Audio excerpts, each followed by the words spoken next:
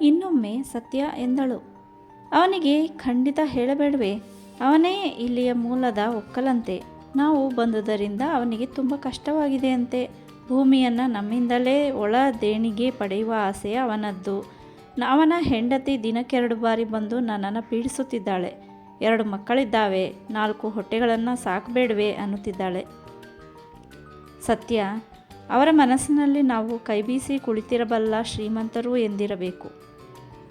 ನೆರೆ ಸಮಯ 4 ಜನಕ್ಕೆ ಅನ್ನ ಹಾಕಿದ್ದು, ಆಚೀಚೆ ಓಡಾಡಿ ನನ್ನದು ಪರರದ್ದು ಆದ ಹಣದಿಂದ ಜನಕ್ಕೆ ಸಹಾಯ ಕೊಟ್ಟದನ್ನು ಕಂಡು ಈ ಅಯ್ಯನಿಗೆ ಸ್ವಂತ ಬೇಸಾಯ ಯಾವುದಕ್ಕೆ ಎಂದು ಅವನಿಗೆ ಅನಿಸುತ್ತಿರಬೇಕು.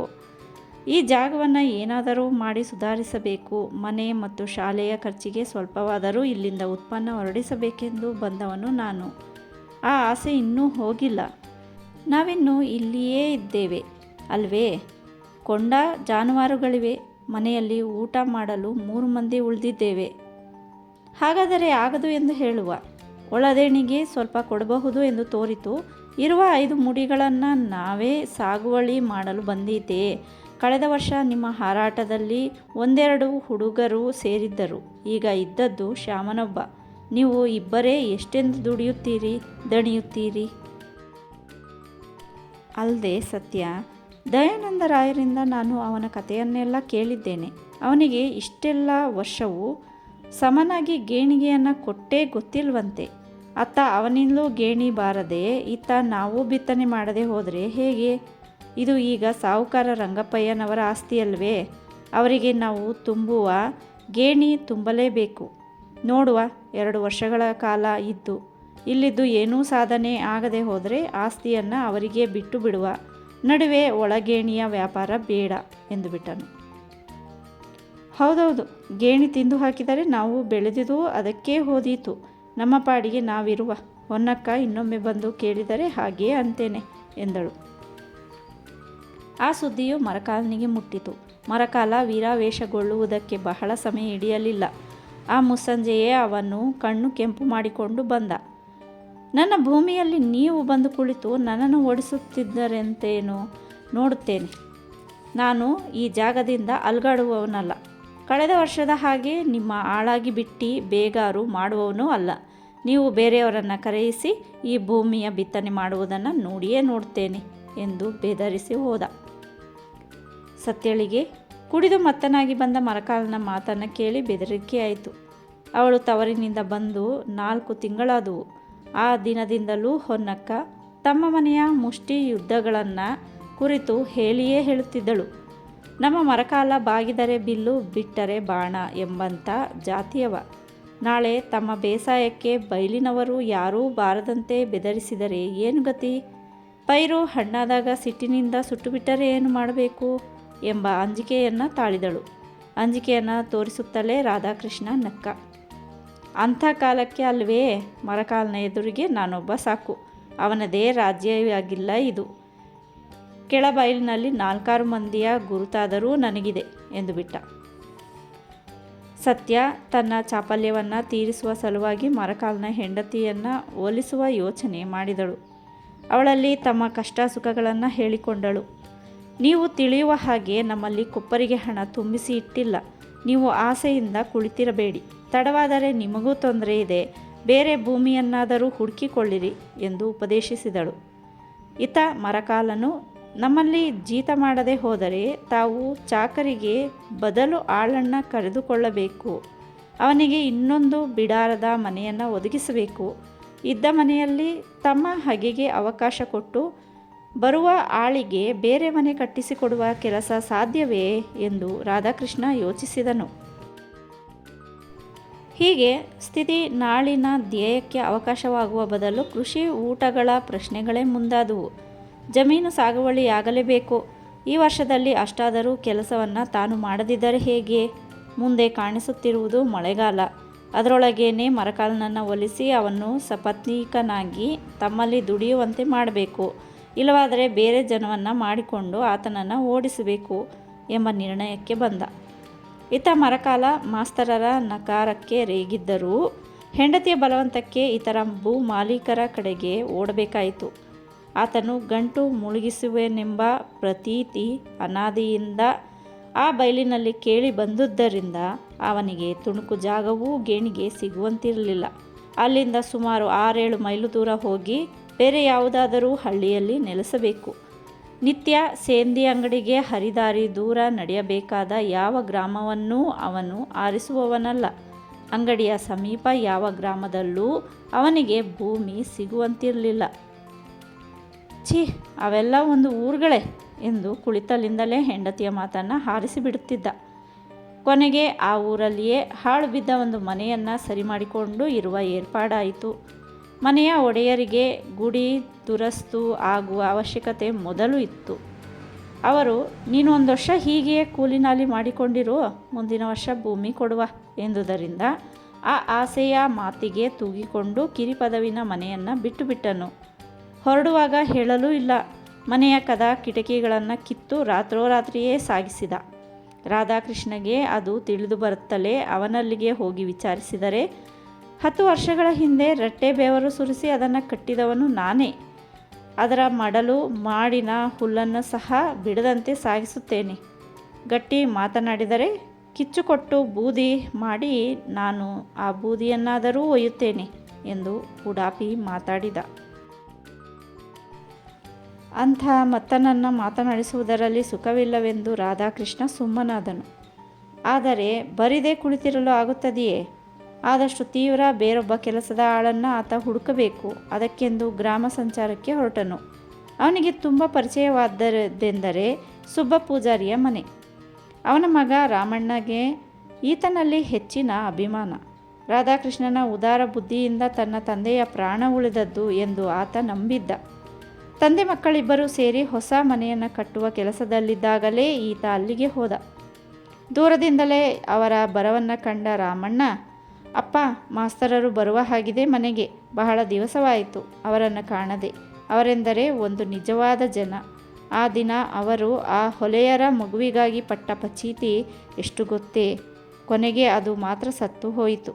ಆದರೂ ಅಂಥ ಬ್ರಾಹ್ಮಣರನ್ನು ಈವರೆಗೆ ನಾನು ಕಂಡಿಲ್ಲ ಎಂದು ಹೇಳುತ್ತಿರುವಾಗಲೇ ರಾಧಾಕೃಷ್ಣ ಅಲ್ಲಿಗೆ ಕಾಲಿರಿಸಿದ. ಓ, ಮನೆಯ ಕೆಲಸ ನಡೆಯುತ್ತಾ ಇದೆಯೋ? ಸರ್ಕಾರದಿಂದ ಮಾಫಿಯಾಗಿ ಮರ ಬಿದಿರು ಏನಾದರೂ ಸಿಕ್ಕಿತೆಯೇ? ಪಟೇಲರ ಮುಖಾಂತರ ತಹಶೀಲ್ದಾರರಿಗೆ ಅರ್ಜಿ ಮಾಡಿ ಎಂದಿದ್ದೇನಲ್ಲ ಎಂದು ಕೇಳಿದ. ಸುಬ್ಬ ಪೂಜಾರಿಯು ಅರ್ಜಿ ಮಾಡಿ ಆ ಮರ ಅವರು ಕೊಡಿಸುವುದರೊಳಗೆ 10 ಮಳೆಗಾಲ ಕಳೆದೀತು. ಮೊದಲಿಗೆ ನೋಡಿ, ನಮ್ಮ ಊರಿನ ದೈವ ಒಲಿಯಬೇಕು. ಪಟೇಲರ ಕಾಲು ಹಿಡಿದು ಮನೆಯು ಮುಳುಗಿದ್ದು ಹೌದು ಎಂದು ಬರೆಯಿಸಿಕೊಳ್ಳಲಿಕ್ಕೆ ಕುತ್ತಿಗೆಗೆ ಬಂತು. ಅವರೋ ಏನಾದರೂ ಕೈಗೆ ತಗುಲುತ್ತದೆಯೇ ಎಂದು ನೋಡುವವರು. ನನ್ನನ್ನು 6 ಅಂಕಣದ ಮನೆ ಹೋದದ್ದು ಎಂದರೆ 2 ಅಂಕಣ ಅಲ್ಲವೇ ಹೋದದ್ದು ಎನ್ನುತ್ತಾರೆ. ಹಟ್ಟಿ ಕೊಟ್ಟಿಗೆ 2 ಉಳಿದಿವೆಯಲ್ಲ ಎಂದು ಅವರಿಗೆ ಹೊಟ್ಟೆ ಸಂಕಟ. ಕೊನೆಗೆ ನಾನು ಸಿಟ್ಟಾಗಿ, ನಿಮಗೆ ದೇವರು ಬುದ್ಧಿ ಕೊಟ್ಟ ಹಾಗೆ ಬರೆಯಿರಿ ಎಂದೆ. ಒಟ್ಟಾರೆ 100 ಬಿದಿರಿಗೆ ಶಿಫಾರಸು ಆಯಿತು ಎಂದನು. ಅಷ್ಟಾದರೂ ಸಿಕ್ಕಿತಲ್ಲ, ಅದು ಸಿಗುವುದು ಇನ್ನೊಂದು ಜನ್ಮಕ್ಕೆ ನೋಡಿ. ಬಂದರಕ್ಕೆ ಹೋಗಿ 100ಕ್ಕೆ 30 ರೂಪಾಯಿ ಹಾಗೆ ದಂಡ ಕೊಟ್ಟು ತಂದ ಬಿದಿರು ಇದು. ಅದೇಕೆ ಹಾಗಾಯಿತು? ಹೌದೇ? ಮಣೆಗಾರರು, ತಹಶೀಲ್ದಾರರು ಇವರ ಹಿಂದೆ ಸಲಾಮು ಹಾಕಿ ತಿರುಗುವವರು ಯಾರು? 1000 ಸಾರಿ ಸ್ಥಳ ತನಿಖೆ ಆಗಬೇಕು. ಊರಿಗೆ ಒಂದು ಬಿಡುಗಾಸು ಉಪಕಾರ ಮಾಡುವುದಾದರೂ ಸರಿಯೇ, ತನಿಖೆಯ ಮೇಲೆ ತನಿಖೆಯೇ. ಅದು ಮುಗಿಯುವುದರೊಳಗೆ ಯಾರು ಉಳಿಯಬೇಕು? ಇಡೀ ಕೆಳಬೈಲಿನವರ ಅವಸ್ಥೆಯೆಲ್ಲವೂ ಹೀಗಾಗಿದೆ. ಏನೋ ಆ ದಿವಸ ನೀವೆಲ್ಲ ಗಡಿಬಿಡಿ ಮಾಡಿ ಕೊಡಿಸಿದ ಗಂಜಿ, ಅಕ್ಕಿ, ಅರಿವೆ ಇಷ್ಟು ಮಾತ್ರ ನಮಗೆ ದಕ್ಕಿತು. ಹೋಗಲಿ ಸುಬ್ಬ, ದೇವರು ನಿನಗೆ ಕೈ ತುಂಬ ದುಡ್ಡು ಕೊಟ್ಟಿದ್ದಾನೆ, ಮಾಡಿದೆ. ಉಪ್ಪರಿಗೆ ಮನೆಯನ್ನೇ ಕಟ್ಟುತ್ತಾ ಇದ್ದೀಯಾ? ಉಳಿದವರ ಸಂಗತಿ ಏನು ಹೇಳು? ಪಾಪದ ಬಡವರದ್ದು ಅವರ ಕತೆ ಮತ್ತೂ ಕೇಡು. ನಿಮ್ಮ ಭೂಮಿಯ ದನಿಗಳಿಲ್ಲವೇ? ಸಾಹುಕಾರರು 10 ಮಡಲಿನ ಖರ್ಚನ್ನು ಕೊಡಲಿಲ್ಲ. ಒಕ್ಕಲುಗಳು ಹೋಗಿ ಅವರ ಮುಂದೆ ಕಣ್ಣೀರು ಇಟ್ಟರೆ, ನೆರೆಯನ್ನು ನಾನೇನು ಹೇಳಿ ಕರೆಯಿಸಿದನೇ ಎಂದು ಹೇಳಿದರಂತೆ. ಹೀಗೆ ಲೋಕಾಭಿರಾಮವಾಗಿ ಅವರ ಮಾತುಗಳು, ಊರಿನ ತಾಪತ್ರಯ, ಅವರ ಮನೆ, ಅದನ್ನು ತಿರುಗಿ ಮಣ್ಣಿನಿಂದಲೇ ಕಟ್ಟಿದ ಬಗ್ಗೆ ಆಕ್ಷೇಪ ಇವೆಲ್ಲವುಗಳ ಕಡೆಗೆ ಹರಿದು ಕೊನೆಗೆ ರಾಮಣ್ಣ, ಅದೆಲ್ಲ ಬಿಡಿ, ನೀವು ಸುಮ್ಮನೆ ತಿರುಗಾಡಲು ಬರುವವರಲ್ಲ, ಏನು ಕೆಲಸದ ಮೇಲೆ ಬಂದಿರಿ ಹೇಳಿ ಎಂದು ಕೇಳಿದನು. ರಾಧಾಕೃಷ್ಣ ಬಂದ ಸಂಗತಿಯನ್ನು ವಿವರಿಸಿದ. ಹೋ, ಹಾಗಾದರೆ ಮರಕಾಲ ನಿಮಗೂ ಕೊಟ್ಟದ್ದು ದಗಿಯೇ? ಯಾವ ಮರಕಾಲ? ಆ ದಿನ ದೋಣಿ ತೆಗೆದವನೇ ಅವನು ಶುದ್ಧ ಫಟಿಂಗನಲ್ವೇ? ಅವನ ಅಡವಿನ 8 ರೂಪಾಯಿ ಹೋಗಿಯೇ ಹೋಯಿತು. ನೀವು ಎಂದಿರಂತೆ. ಹಾಗೆಯೇ ರಾಮಣ್ಣ ಹೇಳಿದ. ಅವನ ಹೆಂಡತಿ ಸಿಟ್ಟುಕೊಂಡು ಹೋಗಿದ್ದಾಳೆ, ಬಳೆ ತೋರಿಸಿ ಕರೆದುಕೊಂಡು ಬರ್ತಾನೆ, ಕೊಡು ಎಂದ. ಕೊಟ್ಟೆ, ಈಗ ಅವನು ಮೋಸವೇ ಅನ್ನುತ್ತಲೇ ರಾಧಾಕೃಷ್ಣನಿಗೆ ಹಿಂದಿನ ಘಟನೆಯ ನೆನಪಾಯಿತು. ಜಿಪುಣ ತಂದೆಯಿಂದ ಸುಳ್ಳು ನೆಪ ಹೇಳಿ ಮರಕಾಲ್ನ ಋಣ ಸಲ್ಲಿಸಲು ನಡುವೆ ಏನೋ ತಾರೀಫು ನಡೆದಿದೆ ಎಂದು ಊಹಿಸಿ ನಕ್ಕನು. ಅವನ ಹಣೆಯ ಬರಹವೇ ಹಾಗೆ. ಈಗ ನನಗೆ ಒಳ್ಳೆಯ ಒಬ್ಬ ಆಳನ್ನು ಕೊಡಿಸಬೇಕಲ್ಲ. 2-3 ಮಂದಿಯಾದರೂ ಮನೆಯಲ್ಲಿರುವವರು ಆಗಬೇಕು. ಇಲ್ಲವಾದರೆ ಈ ವರ್ಷದ ಬೇಸಾಯವೇ? ಅದೇನು ಮಾಸ್ತರರೇ, 3 ಮಂದಿ ಯಾಕೆ? ಕಳೆದ ವರ್ಷ ನೀವು ಮರಕಾಲ ಇಬ್ಬರೇ ಪೂರೈಸಿಬಿಟ್ಟಿರಿ. ಕಳೆದ ವರ್ಷ ಹಾಗೆ ಸಣ್ಣ ಪುಟ್ಟ ಓಡಾಟಕ್ಕೆ ಶಾಲೆಯ 4-6 ಮಕ್ಕಳು ಇದ್ದುವು. ಈಗ ಅವು ಇಲ್ಲವೋ? ಇಲ್ಲ. ಅಲ್ಲ ಮಾಸ್ತರರೇ, ನೀವು ಫ್ರಾಕಿನ ಐಗಳ ಮಠದ ಹಾಗೆ ಮಕ್ಕಳ ಕೈಯಿಂದ ಬೇಸಾಯ ಮಾಡಿಸುತ್ತೇನೆ, ನಟ್ಟಿಕಾಯಿ ಬೆಳೆಸುತ್ತೇನೆ ಎಂದರೆ ಹೇಗಾದೀತು? ಈಗಿನ ಮಕ್ಕಳೆಂದರೆ ಶಾಲೆಗೆ ಹೋಗಲಿಕ್ಕೂ ಮೋಟರ್ ಬರಲಿ ಎಂಬವು. ರಾಮಣ್ಣ ಆಗ, ಅಪ್ಪ, ಎಲ್ಲಿಂದ ಎಲ್ಲಿಗೆ ಹೋಗುತ್ತಿ ನೀನು? ಅವರು ಬಂದದ್ದು ಯಾರಾದರೂ ಸಮನಾದ ಆಳು ಆಸಾಮಿ ಸಿಕ್ಕಿತೇ ಎಂದು ವಿಚಾರಿಸಲಿಕ್ಕೆ. ನೀನು ಅವರಿಗೆ ಪಂಚವಟಿ ಸುಧನ್ವನ ಕಾಳಗ ಹೇಳುತ್ತಿದ್ದೀಯಾ? ಸುಬ್ಬ ಪೂಜಾರಿ, ನೋಡಿದ್ದೀರಲ್ಲ ಮಾಸ್ತರರೇ, ಈಗಿನ ಕಾಲದ ಮಕ್ಕಳು. ಅಪ್ಪನಿಗೆ ಬುದ್ಧಿ ಹೇಳುವುದನ್ನು ನಾವು ಕೇಳಬೇಕು. ಬೇಕಾದರೆ ಏನಂದಿರಿ ನೀವು? ಒಕ್ಕಲು ಬೇಕೆಂದೇ? ನೋಡುವ, ವಿಚಾರಿಸಿ ಹೇಳ್ತೇನೆ. ಅದಕ್ಕೆ ಯಾರೂ ಸಿಕ್ಕಿಯಾರು? ನೀವು ಏನು ಧರ್ಮಕ್ಕೆ ದುಡಿಸುತ್ತೀರಾ? ಕೊಚ್ಚು ಕೊಡುವುದಿಲ್ಲವೇ? ನಮ್ಮ ಕಾಫಿ ತೋಟದಿಂದ ಘಟ್ಟದ ಕೂಲಿಗಳು ಬಂದರೆ ಸುಲಭದಲ್ಲಿ ನಿಮಗೆ ಜನ ಕೊಡಿಸಬಹುದು. ಇನ್ನೂ ಯಾರೂ ಬಂದಿಲ್ಲ, ತೋಟಕ್ಕೆ ಹೋದವರು. ನೋಡು, ಯಾರಾದರೂ ಗುರುತಿದ್ದು ನಂಬಿಗಸ್ತರಾದವರನ್ನು ಕಂಡು ಹೇಳು. ಆಗಲಿ, ನೋಡುವ, ಅಷ್ಟೇ ಅಲ್ವೇ ಎಂದು ಭರವಸೆ ಇತ್ತನು. ರಾಮಣ್ಣ, ಸಿಕ್ಕಿಯಾರು? ನೀವು ಹುಡುಕಾಡುವುದು ಬೇಡ, ನಾನು ಕರೆದುಕೊಂಡು ಬರುತ್ತೇನೆ ಎಂದು ಆಶ್ವಾಸನೆ ಕೊಟ್ಟ.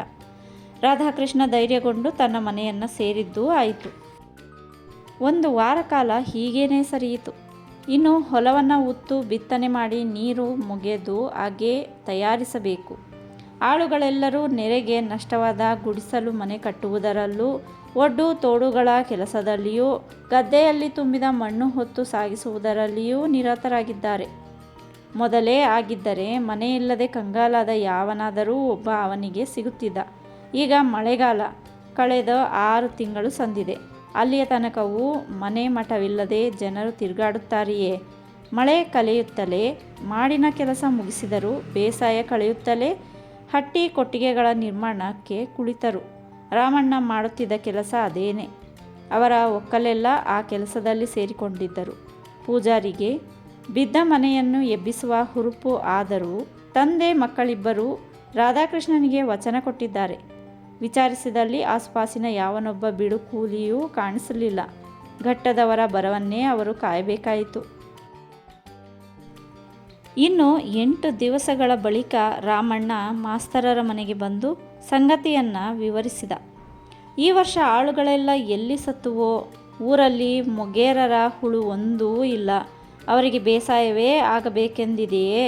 ದೋಣಿ ಹಾಕಿಕೊಂಡು ಕಡಲಿಗೆ ಹೋದರೆ 4 ದಿವಸದ ಕಾಸು ಒಂದೇ ದಿವಸಕ್ಕೆ ಬರುತ್ತೆ. ನಮ್ಮವರಿಗೆ ಮೂರ್ತೆ ಆಯಿತು, ಅವರಾಯಿತು. ಘಟ್ಟದಿಂದ ಯಾರಾದರೂ ಹೊಲೆಯರು ಬರುತ್ತಾರೋ ಎಂದು ನೋಡಿದರೆ ಅವರೂ ಇಲ್ಲ. ಮನೆ ಗುಡಿಸಲು ಹೋದ ಮೇಲೆ ಇನ್ನು ಊರಿಗೆ ಯಾಕೆ ಬರುವುದೆಂದು ತಿಳಿದಂತೆ ಕಾಣುತ್ತದೆ ಎಂದು ಹೇಳಿದ. ಪೂಜಾರಿಯ ಭರವಸೆಯನ್ನು ನಂಬಿದರೆ ತನ್ನ ಬೇಸಾಯಕ್ಕಿಟ್ಟಂತೆಯೇ ಸರಿ ಎಂದು ರಾಧಾಕೃಷ್ಣ ತಿಳಿದ. ಆದರೂ ರಾಮಣ್ಣ, ಅಂಥದ್ದಾದರೆ ಮಾಸ್ತರರೇ, ನಾನು ಅಗೆಯನ್ನು ಕೊಡುತ್ತೇನೆ. ನಮ್ಮ ಒಕ್ಕಲನ್ನು ಕೊಟ್ಟು ನಿಮ್ಮ ಈ ವರ್ಷದ ಬೇಸಾಯ ತಳ್ಳಿಕೊಟ್ಟರೆ ಸಾಕಲ್ಲ ಎಂದ. ರಾಧಾಕೃಷ್ಣ ರಾಮಣ್ಣ ಮಾತು ಮುರಿಯಲಾರನು ಎಂದು ನಂಬಿದನು. ಆತನಿಗೆ ಅವನ ವಿಷಯದಲ್ಲಿ ಅಷ್ಟೊಂದು ಗೌರವವೂ ಇತ್ತು. ಈ ಎಡೆಯಲ್ಲಿ ಬೇರೆಯೊಂದು ತಾಪತ್ರಯವು ರಾಧಾಕೃಷ್ಣನಿಗೆ ಎದುರಾಯಿತು. ಮುಂದಿನ ಶುಕ್ರವಾರ ನಮ್ಮ ವಾಗ್ದೇವಿಗೆ ಲಗ್ನ. ಸತ್ಯಳನ್ನು ಕರೆದುಕೊಂಡು ನೀನು ಬಂದೇ ತೀರಬೇಕು. ಕೂಡಲೇ ಉತ್ತರ ಬರೆ ಎಂದು ಮಾವರಾಯರ ಪತ್ರ ಬಂತು. ಲಗ್ನಕ್ಕೆ ಹೋಗದೇ ಇರುವ ಹಾಗಿಲ್ಲ. ಹೊರಟರೆ 18 ದಿವಸಗಳ ತನಕ ಎಲ್ಲ ಕಜ್ಜಗಳು ಕೆಟ್ಟಂತೆಯೇ ಎಂದು ಆತನ ತಲೆ ಬಿಸಿಯಾಗಲಾರಂಭಿಸಿತು. ತನ್ನ ಮುಖ್ಯ ಹೇತುವಾದ ಶಾಲೆಯನ್ನು ರೂಪುಗೊಳಿಸಲು ಯೋಚಿಸುತ್ತಿರುವಾಗಲೆಲ್ಲ ಹೀಗೆ ವಿಘ್ನಗಳ ಮೇಲೆ ವಿಘ್ನಗಳು ಬಂದು ಕಲೆಯುತ್ತವೆಯಲ್ಲ ಎಂದು ಚಿಂತಿಸುತ್ತಾನೆ. ಅದರಿಂದ ಯಾವ ಕೆಲಸಕ್ಕೂ ಮನಸ್ಸು ಓಡುವುದಿಲ್ಲ. ಮಂಕನಂತೆ ಪುಸ್ತಕ ಹಿಡಿದು ಓದುವುದು, ಉಸಿರುಗರೆಯುವುದು ಇಷ್ಟೇ ಅವನ ಕೆಲಸವಾಗಿದೆ. ಪ್ರತಿ ಗಳಿಗೆಗೂ ದೊಡ್ಡ ಮಾತನಾಡುವುದಾಗಲಿ ಹಿರಿಯ ಕನಸುಗಳನ್ನು ಕಟ್ಟುವುದಾಗಲಿ ಮಹಾ ಕೆಲಸವಲ್ಲ. ಅವನ್ನು ಕಾರ್ಯಕ್ಕೆ ತರಲು ಯತ್ನಿಸಿದಾಗಲೇ ಕಷ್ಟ ತಿಳಿಯುತ್ತದೆ. ತಾನು ಸಾಯಬೇಕು, ಸ್ವರ್ಗ ಪಡೆಯಬೇಕು ಎಂಬ ಹಳ್ಳಿಯ ಗಾದೆ ಸುಳ್ಳಲ್ಲ ಎಂದು ಹೇಳಿಕೊಳ್ಳತೊಡಗಿದ. ದಿನ ಸರಿದಿದೆ. ಇಂದು ಆದಿತ್ಯವಾರ. ಮುಂದಿನ ಶುಕ್ರವಾರವೇ ವಾಗ್ದೇವಿಯ ವಿವಾಹದ ದಿನ. ಹಿಂದೆ ಬಂದಾಗ ಮಗಳಿಂದ ಅಳಿಯನ ಪುರಾಣ ಕೇಳಿದ ಮಂಜಯ್ಯನವರಿಗೆ ಆತ ಮನೆಗೆ ಬಂದಾನು ಎನ್ನುವ ಧೈರ್ಯವಿರಲಿಲ್ಲ. ಹಿರಿಯ ಅಳಿಯ ಮನೆಯಲ್ಲಿಲ್ಲದೆ ಮದುವೆಯೇ ಎಂದು ತೋರುತ್ತಿತ್ತು. ಅವನಿಗೆ ಅನುಕೂಲವಿಲ್ಲವಾದರೆ ಹೋಗಲಿ, ಸತ್ಯಳನ್ನು ಕಳುಹಿಸಬಹುದಲ್ಲ ಎಂದು ಬಯಸುತ್ತಿದ್ದರು. ಆತನ ಬಲವಂತಕ್ಕೆ ಸತ್ಯಳ ಲಗ್ನವನ್ನು ಬಡತನದಲ್ಲಿ ಮಾಡಿದ್ದರು. ಈ ಬಾರಿಯಾದರೂ ಕಿರಿಯ ಮಗಳ ಲಗ್ನವನ್ನು ವಿಜೃಂಭಣೆಯಿಂದ ಜರುಗಿಸುವ ಆತುರ ಅವರಿಗೆ. ಆಗ ಅಳಿಯ ಮನೆಯಲ್ಲಿಲ್ಲದೆ ಹೋಗಬಾರದು ಎಂಬ ಆಸೆ. ಪತ್ರ ಬರೆದುದರಿಂದ ತೃಪ್ತಿಯಾಗದೆ ತಾವು ಹೋಗಿ ಕರೆದುಕೊಂಡು ಬರುವುದೇ ಲೇಸೆಂದು ಮಂಗಳೂರಿಗೆ ಹೊರಟರು. ಮುಸ್ಸಂಜೆ ವೇಳೆಯಲ್ಲಿ ರಾಧಾಕೃಷ್ಣ ಕಿರಿಪದವಿನ ಮೇಲೆ ಕುಳಿತು ಪಡುವಣ ಬಾನನ್ನು ನಿರೀಕ್ಷಿಸುತ್ತಿದ್ದ. ನೆಪಕ್ಕೆ ಕೈಯಲ್ಲೊಂದು ಪುಸ್ತಕವಿತ್ತು. ಬೆರಳುಗಳು ಅದರ ಹಾಳೆಯನ್ನು ಬಿಡಿಸಿ ಹಿಡಿದಿದ್ದುವು. ಮನಸ್ಸು ಮಾತ್ರ ಬಾನಲ್ಲಿ ಅಲೆದಾಡುತ್ತಿತ್ತು. ಸೂರ್ಯ ಕೆಂಪಾಗಿ ಮುಗಿಲ ಎಡೆಗಳಲ್ಲಿ ಮರೆಯಾಗುತ್ತಿದ್ದ. ದೃಷ್ಟಿಯೇನೋ ಅವನ ಕಡೆ ನೆಟ್ಟಿತ್ತು. ಮನಸ್ಸು ಒಮ್ಮೊಮ್ಮೆ ನಾಳಿನ ಬೇಸಾಯದ ಕಡೆಗೂ ಸತ್ಯಳನ್ನು ಕರೆದೊಯ್ಯುವ ವಿಚಾರದ ಕಡೆಗೂ ಓಡುತ್ತಿದೆ. ತಾನು ಊರನ್ನು ಬಿಟ್ಟರೆ ಬೇಸಾಯದ ಪಾಡು ಹೇಗಾಗುತ್ತದೆಯೋ, ಮಳೆ ಬಂದೀತೆಂದು ಹೇಳುವುದಕ್ಕಾಗದು. ಸತ್ಯಳನ್ನು ಶ್ಯಾಮನ ಜತೆಗೆ ಊರಿಗೆ ಕಳುಹಿಸಿದರೆ ಆಗದೆಯೇ? ಆ ವಿಚಾರವನ್ನು ಅವಳೊಡನೆ ತರ್ಕಿಸಿಲ್ಲ. ನೀನು ಹೋಗಲೇಬೇಕೆಂದು ಇಷ್ಟೇ ಹೇಳಿ ಬಂದಿದ್ದ. ಆಕೆ ಅನುಮಾನಿಸಿ, ನಾನು ಹೋಗುವುದೇ? ಒಂದು ಸಾರಿ ಹೋಗಿ ಬಂದೇ, ನಿಮ್ಮ ಅವಸ್ಥೆ ಹೀಗಾಗಿದೆ. ಇನ್ನೊಮ್ಮೆ ಹೋದರೆ ಬರುವಾಗ ನಿಮಗೆ ಹುಚ್ಚೇ ಹಿಡಿದಿರುತ್ತದೆ ಎಂದಿದ್ದಳು. ರಾಧಾಕೃಷ್ಣ ಯೋಚನಾಪರನಾದಂತೆ, ನೊಂದಂತೆ, ಬೇಗುದಿಗೊಂಡಂತೆ ಅವಳಿಗೆ ಕಂಡಿದೆ. ಆದರೆ ಏನು ಎಂದು ಕೇಳಿದರೆ, ಇಲ್ಲ, ಅದು ಮುಗಿಯಿತಲ್ಲ ಎನ್ನುತ್ತಾನೆ. ಅದರಿಂದ ಅವಳು ಹೋಗುವುದಾದರೆ ಇಬ್ಬರು ಜೊತೆಗೇ ಹೋಗುವ. 4 ದಿನಕ್ಕಾದರೂ ಇಲ್ಲಿಯ ಚಿಂತೆ ಮರೆಯುತ್ತಿತ್ತು ಎಂದಿದ್ದಳು. ಅವನ ಮನಸ್ಸು ಮಾತ್ರ ಆ ನೆಲವನ್ನು ಬಿಟ್ಟು ಕದಲಲು ಇಷ್ಟಪಡುತ್ತಿರಲಿಲ್ಲ. ಮೇಲಾಗಿ ಆ ನೆಲವನ್ನು ನಂಬಿ ಬಂದ ತನ್ನ ಕಾರ್ಯರಂಗದ ಭವಿಷ್ಯ ನಿರ್ಧಾರವಾಗದೆ ಏನು ಮಾಡುವುದಕ್ಕೂ ಮನಸ್ಸಿಲ್ಲ. ಈ 4-5 ವರ್ಷಗಳ ದೀರ್ಘ ಕಾಲದಲ್ಲಿ ತಾನೇನು ಸಾಧಿಸಿದಂತಾಯಿತು? ಬರಿಯ ಕಷ್ಟ ನಿಷ್ಠುರಗಳನ್ನು ಸಹಿಸಿದ್ದಲ್ಲದೆ ಜನರ ಮುಂದೆ ಹೆಮ್ಮೆಯಿಂದ ತೋರಿಸುವ ಪುರುಷಾರ್ಥವೇನಾಯಿತು? ಎಂಥ ಶ್ರಮಪಟ್ಟೆನೆಂದು ಈ ವಿಶ್ರಾಂತಿಗೋ ಆನಂದಕ್ಕೋ ವಿಲಾಸಕ್ಕೋ ತಾನು ಹೋಗಬೇಕು ಎಂದು ತೋರುತ್ತಿತ್ತು. ಒಂದು ಗಳಿಗೆ ಕಾಲ ಅವನ ಮನಸ್ಸು ಹಾಗೆ ಮೆಲುಕಾಡುತ್ತಿರುವಾಗಲೇ ಒಮ್ಮಿಂದೊಮ್ಮೆಗೆ ಯಾರೋ ಅವನ ಎದುರಿಗೆ ಬಂದು ನಿಂತುಕೊಂಡರು. ಆತ ತನ್ನ ಕಣ್ಣನ್ನೇ ನಂಬಲಾರ. ಮಂಜಯ್ಯನವರೇ ಬಂದಿದ್ದಾರೆ. ಪ್ರವಾಸದಿಂದ ಧೂಳು ಹಿಡಿಸಿಕೊಂಡಿದ್ದರೂ ಉಡುಗೆಯ ಠಾಕು ಹಾಗೆಯೇ ಇದೆ. 6 ಮೈಲು ನಡೆದು ಬಂದಿದ್ದರೂ ಎಂಜಲು ತುಪ್ಪುತ್ತಾ ಮುಗುಳು ನಗೆ ನಗುತ್ತಲೇ ಇದ್ದರು. ಏನು ಬಹಳ ಯೋಚನೆ ಹಿಡಿದು ಕುಳಿತ ಹಾಗಿದೆ ಮನೆಯಲ್ಲಿ ಎಂದು ಕೇಳಿದರು. ಒಂದು ಬಾರಿಗೆ ಅವನ ಮುಖ ಅರಳಿತು. ನೀವೇ ಇಲ್ಲಿಗೆ ಬರಬೇಕಿತ್ತೆ? ಕಾಗದ ಸಾಲದೆ ಸತ್ಯಳನ್ನು ಕಳುಹಿಸದೆ ಇರುತ್ತಿದ್ದೇನೆ. ಮದುವೆಯ ಕೆಲಸ 100 ಇರುವಾಗ ಹೀಗೆ ಮನೆ ಬಿಟ್ಟು ಬರಲಿಕ್ಕೆ ಆಯಿತೇ ಎಂದ. ಅವರನ್ನು ಕರೆದುಕೊಂಡು ಮನೆಯ ಹಾದಿಗೆ ಇಳಿದನು. ದಾರಿಯಲ್ಲಿ ಅವರು, ಮಹಾರಾಯ, ನಿನ್ನನ್ನು ನೋಡುವ ಆಸೆ ಆಯಿತು, ಬಂದೆ. ಅಮ್ಮ ಸತ್ತಾಗಲೂ ನೀನು ಬರಲಿಲ್ಲ. ನಿನ್ನ ಪುರಾಣವನ್ನೆಲ್ಲ ಕೇಳಿದ್ದೆ. ಹೀಗಾಗಿ ಈ ಬಾರಿಯೂ ನೀನು ತಪ್ಪಿಸಿಕೊಂಡರೆ ಎಂದು ಹೆದರಿ ಬಂದೆ ಎಂದು ಹೇಳಿದರು. ಆಯಿತು, ನೀವೇ ಬಂದಿರಿ, ಇನ್ನು ತಪ್ಪಿಸಿಕೊಳ್ಳುವ ಹಾಗಿಲ್ವಲ್ಲ ಎಂದು ನಕ್ಕು ನುಡಿದ. ಸತ್ಯಳಿಗೆ ತಂದೆಯ ಆಗಮನದಿಂದ ಮನಸ್ಸು ಉಬ್ಬಿ ಉಕ್ಕಿ ಹರಿಯಿತು. ಅವರು ಯಾವ ಯುಗದಲ್ಲಿಯೂ ಇಂತಹ ಕೊಂಪೆಗೆ ಬರುವವರಲ್ಲ ಎಂದು ತಿಳಿದಿದ್ದಳು. ತಂದೆಗೆ ನೀರು ಕೊಟ್ಟು ಉಪಚರಿಸುವಾಗಲೇ ಅವಳ ಮನಸ್ಸು ತಾವಾಗಿ ತಂದುಕೊಂಡ ಬಡತನದಿಂದ ಅಳುಕುತ್ತಿತ್ತು.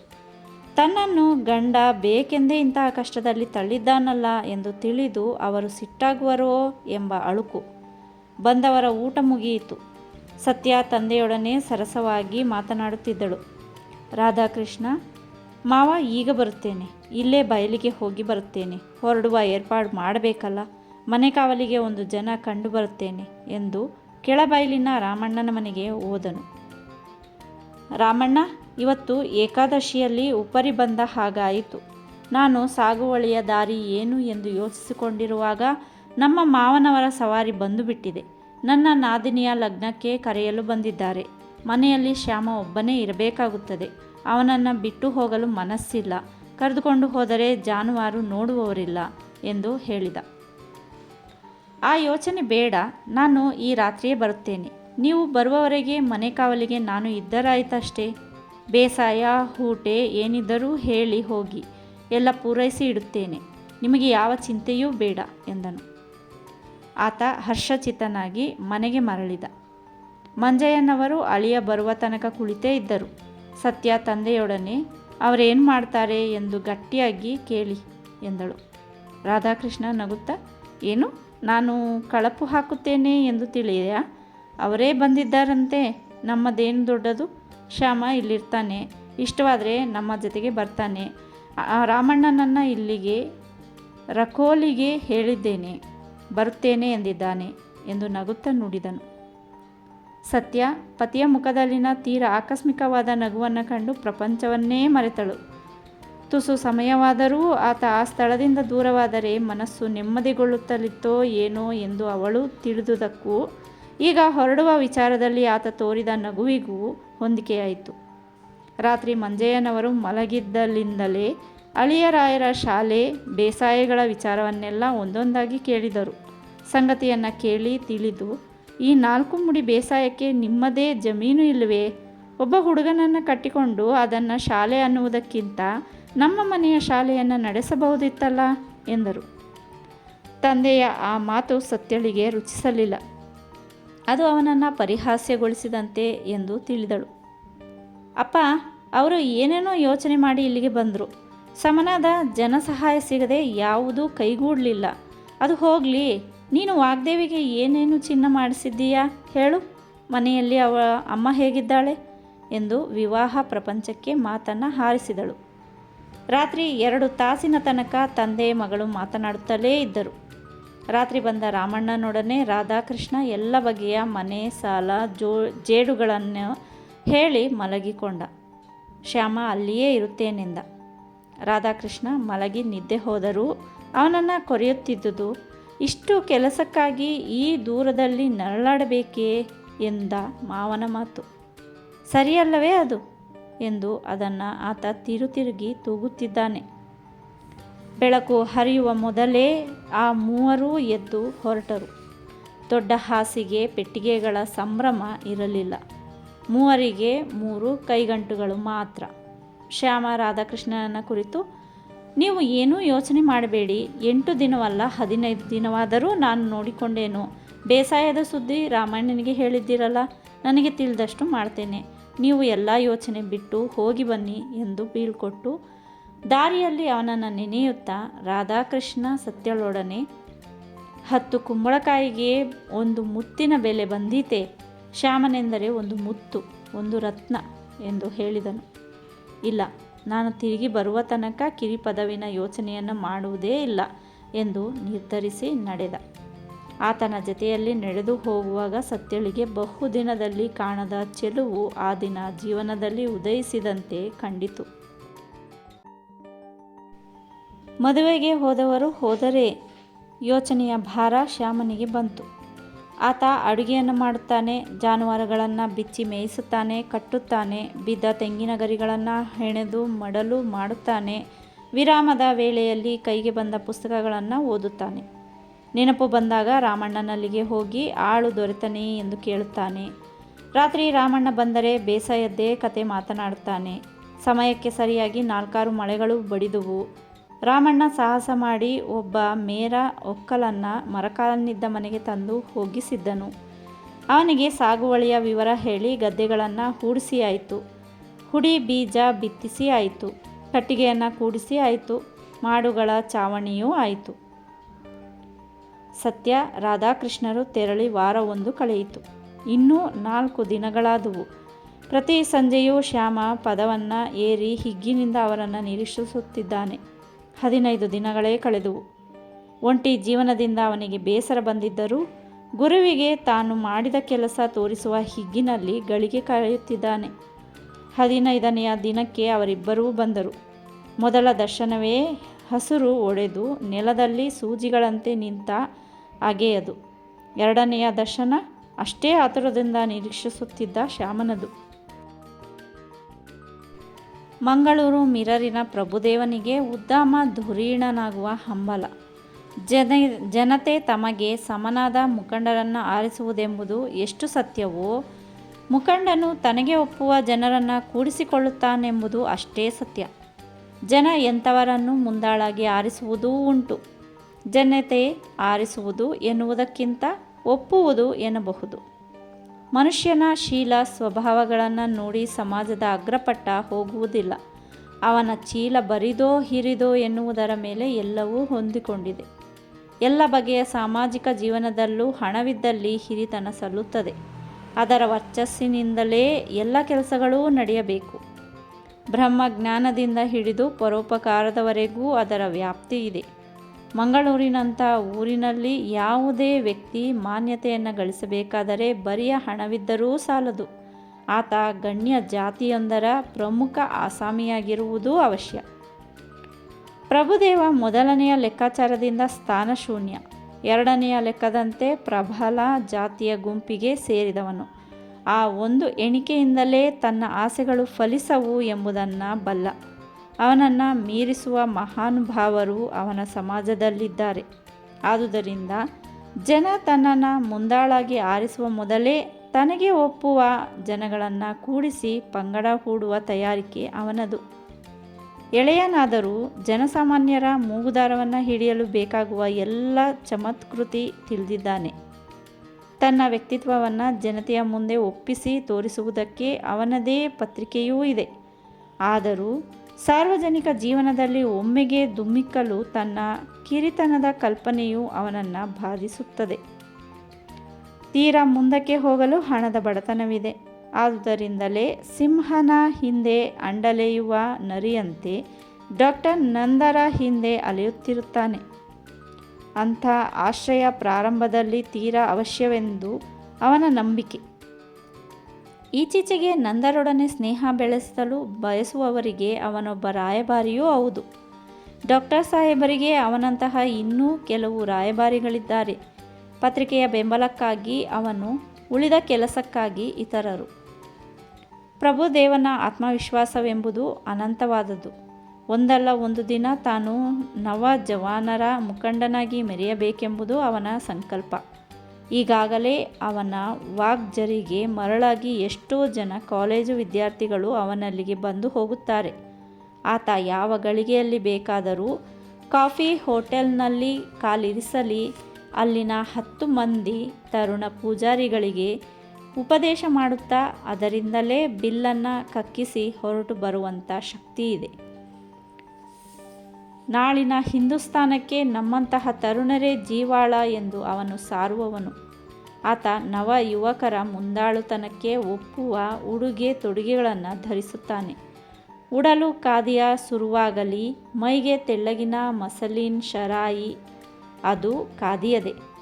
ಅದರ ಮೇಲೆ ಜವಾಹರ ಜರ್ಸಿ, ತಲೆಯಲ್ಲಿ ಹೊಸತಾಗಿ ಮಡಿಯಾಗಿ ಬಂದ ಬಿಳಿಯ ಟೋಪಿ. ಅವನನ್ನು ಕಂಡವರು ಇವನು ಇಮ್ಮಡಿ ಜವಾಹರನೆಂದರೂ ಸಲ್ಲಬೇಕು. ಆತ ಮಾತಿಗೆ ನಿಂತರೆ ನಮ್ಮೂರಿನ ಮುಂದಾಳುಗಳೆಲ್ಲ ಈ ಗಜದ ಮುಂದೆ ಅಜಗಳು. ಬಲು ಧೈರ್ಯವಾಗಿ ಅಂದುಬಿಡುತ್ತಾನೆ. ನನಗೆ ಈಗೀಗ ಜವಾಹರ್ಲಾಲ್ ಮರ್ಜಿ ಸರಿ ಕಾಣುವುದಿಲ್ಲ. ಅವರು ಈ ಗಾಂಧಿ ಮುದುಕನಿಗೆ ಶರಣು ಹೋಗಿ ತಮ್ಮ ವ್ಯಕ್ತಿತ್ವವನ್ನು ಕಳೆದುಕೊಂಡಿದ್ದಾರೆ ಎಂದು ಹಲವು ಬಾರಿ ಆತ ರೇಗಿದ್ದೂ ಉಂಟು. ಒಂದೆರಡು ಬಾರಿ ಇಂಥ ಉಪದೇಶವನ್ನು ಅವರಿಗೇನೆ ಬರೆದು ತಿಳಿಸಿ ಉತ್ತರವನ್ನು ಕಾದು ಅದು ಬಾರದುದರಿಂದ ಇನ್ನಷ್ಟು ಸಿಟ್ಟುಗೊಂಡುದೂ ಉಂಟು. ಒಮ್ಮೆ ಸ್ವರಾಜ್ಯ ಬಂತಾದರೆ ಅನಂತರ ತರುಣರು ಒಕ್ಕೂಟವಾಗಿ ಸೇರಿ ಗಾಂಧೀಜಿಯವರನ್ನು ಪದಚ್ಯುತರನ್ನಾಗಿ ಮಾಡಬೇಕೆಂದು ಅವನ ತೀರ್ಮಾನ. ಹಾಗೆ ಮಾಡದೆ ಹೋದರೆ ಕಾರ್ಲ್ ಮಾರ್ಕ್ಸ್ನ ತತ್ವಗಳನ್ನು ಪ್ರಚಾರ ಬರುವುದಿಲ್ಲ.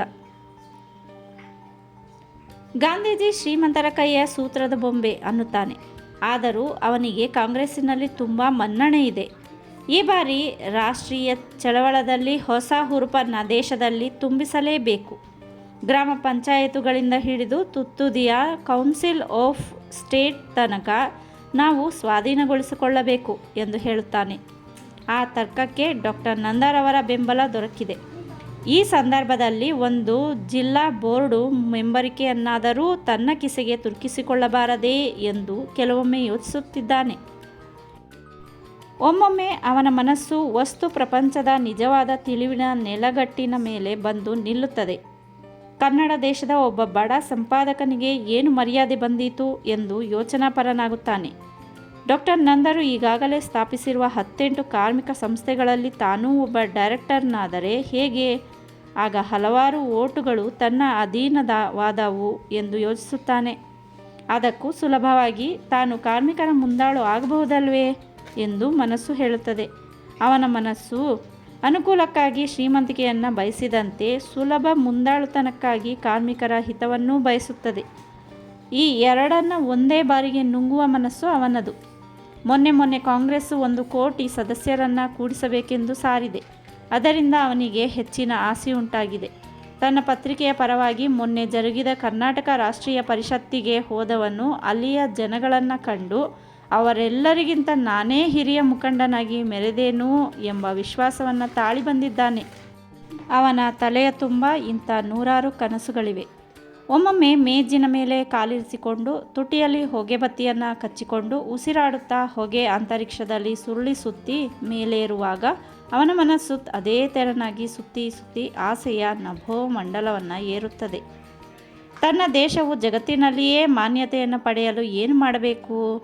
ನಮ್ಮ ಮುನ್ನಡೆಗೆ ಯಾರು ವೈರಿಗಳು ಎಂದು ಯೋಚಿಸುತ್ತಿರುವಂಥ ಇಂಥ ವೇಳೆಯಲ್ಲಿ ಮಾನಸಿಕ ದ್ವಂದ್ವದೊಡನೆ ನಿಂತು ಕಾಳಗವೆಸಗುತ್ತಾನೆ. ಮರುದಿನವೇ ಅವನ ಮಂಗಳೂರು ಮಿರರಿನಲ್ಲಿ ಜಂಗೀ ಕುಸ್ತಿ ಜಗತ್ತಿನ ಜಗಜ್ಜಟ್ಟಿಗಳೊಡನೆ ಎಂಬ ಲೇಖನಮಾಲೆ ತೊಡಗುತ್ತದೆ. ಇನ್ನೊಮ್ಮೆ ಗಾಂಧೀಜಿಯವರಿಗೂ ಇವನಿಗೂ ಮಾನಸಿಕ ದ್ವಂದ್ವವಾಗುತ್ತದೆ. ನಿಮ್ಮ ಕಾದಾಟದ ನೀತಿ ಶಿಲಾಯುಗಕ್ಕೆ ಒಪ್ಪುವಂಥದ್ದು ಎಂದು ಅವರಿಗೆ ಆತ ತನ್ನ ಖಂಡಿತವಾದ ತೀರ್ಮಾನವನ್ನು ಹೇಳುತ್ತಾನೆ. ಇನ್ನೊಮ್ಮೆ ತನ್ನ ಪತ್ರಿಕೆಯ ಲೇಖನದ ಬಿಲ್ಗಣೆಗಳನ್ನು ದೇಶದ ಶ್ರೀಮಂತರಾದ ಬಿರ್ಲಾ, ತಾತಾ, ಸಿಂಘಾನಿಯಾ ಮೊದಲಾದವರುಗಳ ಮೇಲೆ ಎಸೆಯುತ್ತಾನೆ. ಅವರೆಲ್ಲರಿಗೂ ಬಹಿರಂಗ ಪತ್ರಗಳೇ. ಅವನ ಬಹಿರಂಗ ಪತ್ರದ ಯುದ್ಧ ಮಂತ್ರಣವು ಬಾಲ್ಡ್ವಿನ್, ಮೆಕ್ಡೊನಾಲ್ಡ್, ಅರ್ವಿನ್ ಇಂಥವರಿಗೂ ತಪ್ಪಿದ್ದಲ್ಲ. ಅವನ ಪತ್ರಿಕೆಯು ವಾರಕ್ಕೆ 100 ಪ್ರತಿ ಕಾಣದೆ ಹೋದರೂ ತನ್ನ ಬರವಣಿಗೆಯ ಟಿವಿಯನ್ನು ನೋಡಿ ಸಾವಿರಾರು ಜನ ಓದಿ ತಲೆದೂಗಿದಂತೆ ಎಣಿಸಿಕೊಳ್ಳುತ್ತಾನೆ. ಅಂಥ ಸಮಯಗಳಲ್ಲಿ ಭೇಟಿಯಾಗುವ ತರುಣ ಆರಾಧಕರೊಡನೆ ತನ್ನ ಚಾಲೆಂಜಿನ ವಿಷಯವಾಗಿ ಉದ್ಘೋಷಣೆ ಮಾಡುತ್ತಾನೆ. ಮಿಸ್ಟರ್ ಸಾಣೇಕಲ್, ಹೇಗಿದೆ ಈ ಬಾರಿಯ ನನ್ನ ರಾಮಬಾಣ ಎನ್ನುತ್ತಾನೆ. ರಾಜಕೀಯದಿಂದ ಮನಸ್ಸು ಬೇಸರಿಸಿ ಒಮ್ಮೆಗೆ ಹೊರಳಿದ ಮುಗಿಯಿತು. ಅವನ ಬಹಿರಂಗ ಬಾಣಗಳು ಮಠಾಧಿಪರ ಕಡೆಗೆ ಚಿಮ್ಮುತ್ತವೆ.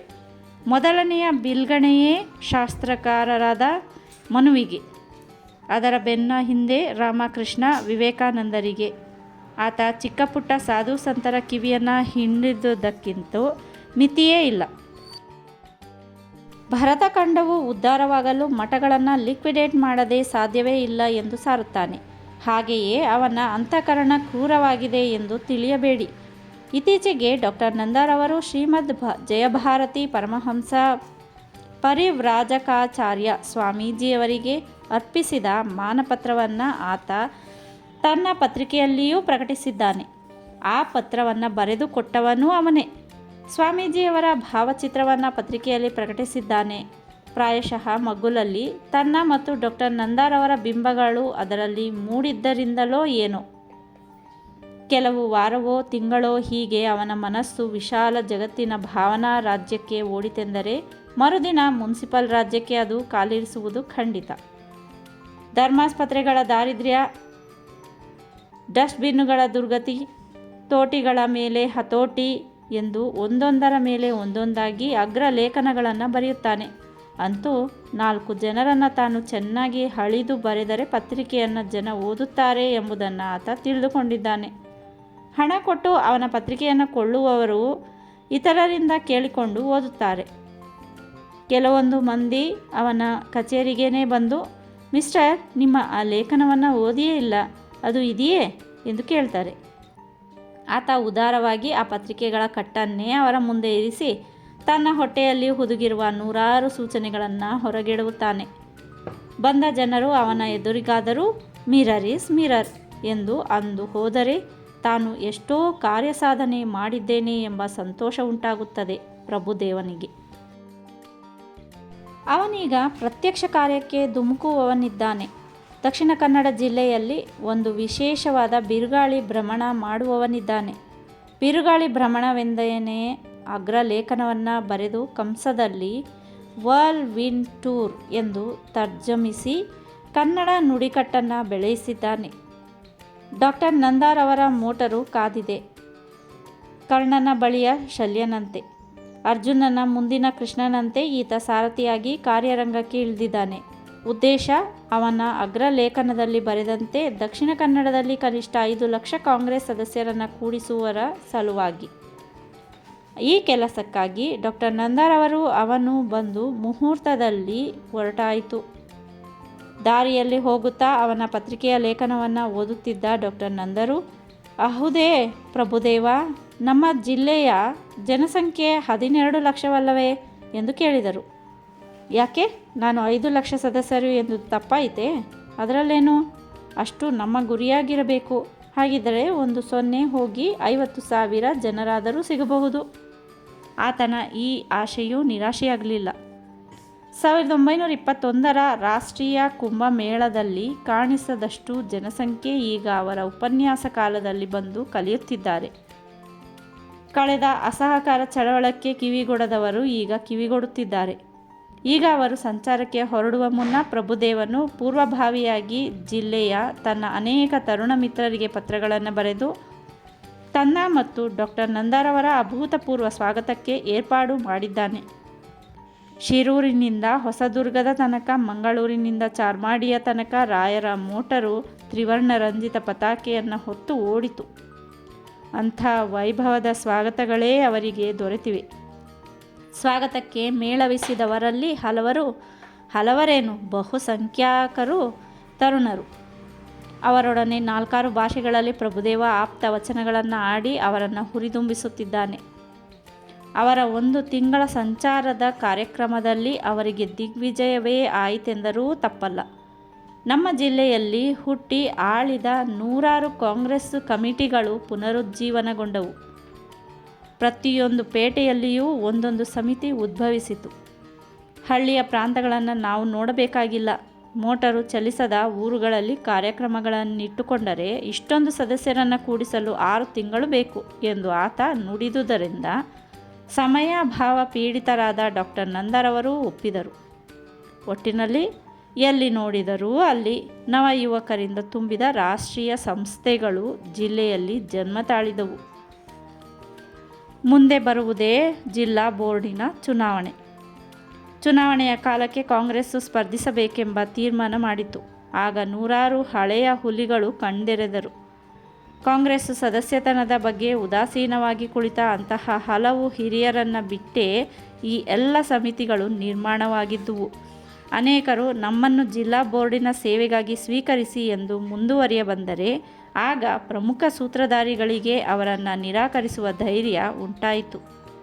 ಪಾಪ, ನಾವು ನಿದ್ರಿಸಿದ ಗಳಿಗೆಯಲ್ಲಿ ಇವರು ಇಂಥ ಹಂಚಿಕೆಯನ್ನು ತೆಗೆದರಲ್ಲ ಎಂದು ಈ ತನಕ ಬೋರ್ಡಿನ ಕುರ್ಚಿಗಳಿಗೆ ಅಂಟಿದ್ದ ಸದಸ್ಯರು ಭ್ರಾಂತರಾದರು. ಎಳೆಯ ಹುಡುಗರ ಮುಂದೆ ತಾವು ನಾಮಪತ್ರ ಹಾಕಿ ಸ್ಪರ್ಧಿಸುವಂತಹ ಕಾಲ ಬಂದಿತೇ ಎಂದು ಬೇಗುದಿಗೊಂಡರು.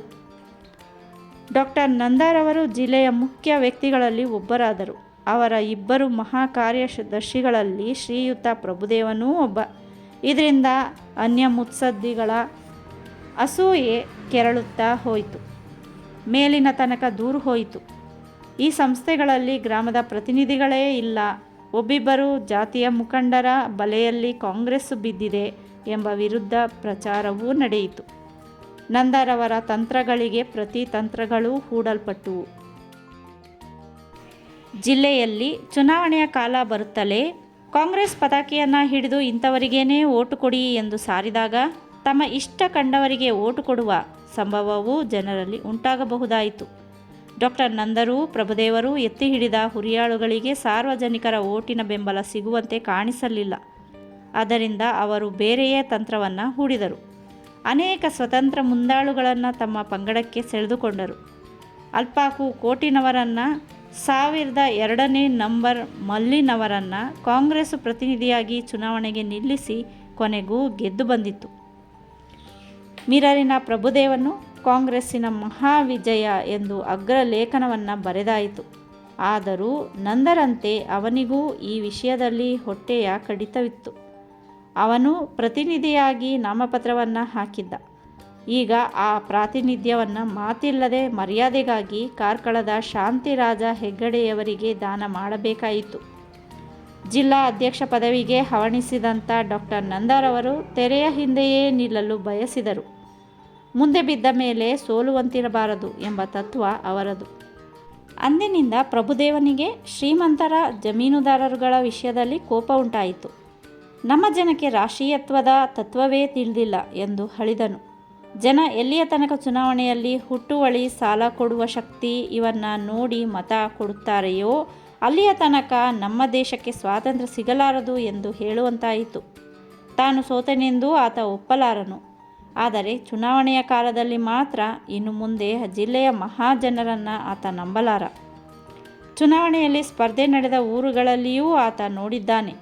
ಹೆಸರೇನೋ ಕಾಂಗ್ರೆಸ್ಸಿನದು, ತಲೆ ಚೀಟಿ ಜಾತಿಯದು, ಪ್ರಭಾವ ಕರೆನ್ಸಿ ನೋಟಿನದು. ಸಾಕಷ್ಟು ದಕ್ಷಿಣೆ ಕೊಡಲಾರದವನು ಅಲ್ಲಿಯೂ ಜಯಿಸಲಿಲ್ಲ. ಬಲಿಷ್ಠ ವ್ಯಕ್ತಿಯನ್ನು ನಿಲ್ಲಿಸಿ ಅವನೆಂಥವನಾದರೂ ಅವನಿಗೆ ಗಾಂಧಿ ಟೊಪ್ಪಿಗೆ ಹೊರಿಸಿದರೆ ಬರುವ ಜಯ ಆ ಟೊಪ್ಪಿಗೆ ಇರಿಸಿದರೂ ದುಡ್ಡಿಲ್ಲದ ಜನಕ್ಕೆ ಸಿಗಲಾರದೆಂಬುದನ್ನು ಆತ ಮನಗಂಡನು. ಆದರೂ ಅವನ ಬಯಕೆ ವ್ಯರ್ಥವಾಗದು, ಆಸೆ ತಣಿಯದು. ಬೋರ್ಡಿಗೆ ಹೋಗಲಾರೆನೆಂದರೂ ರಾಷ್ಟ್ರೀಯ ಕ್ಷೇತ್ರದಲ್ಲಿ ಮುಂದಾಳಾಗಲು ಸಾಧ್ಯವಿದೆ. ಜಿಲ್ಲೆಯಿಂದ ಕರ್ನಾಟಕಕ್ಕೂ ಅಲ್ಲಿಂದ AICC ತನಕ ಏರಿ ತಾನೇಕೆ ಹೋಗಬಾರದು?